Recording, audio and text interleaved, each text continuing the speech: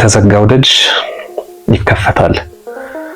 ትላንት በኃጢአት በደል ክፉኛ ወድቀህ ከሆነ ዓለም ገፍትሮህ በሐዘን ተስፋህ መክኖ ከቀረ ነፍስህ በጭንቀት ታውካ በድቅድቅ ጨለማ ስትዋኝ ዳግም መነሳት የለም ብለህ ለብቻ ስትቆም ስትባክን አይዞህ ዛሬ እኮ ቀን ነው።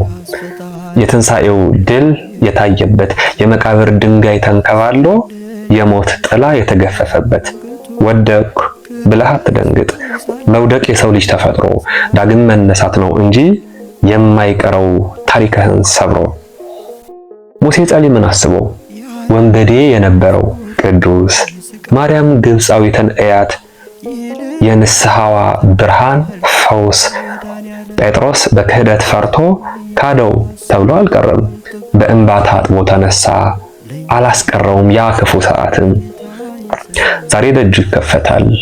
በዝግ በር ውስጥ ላለው ፍርሃት ሰላም ለእናንተ ይሁን ይላል የትንሣኤው ጌታ በምህረት።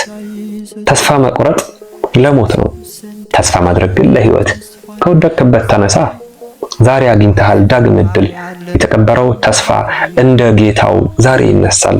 የጨለመው ሕይወትህ በዳግም ትንሣኤ ይበራል። ክርስቶስ አለልን የሚያሳይ አብርቶ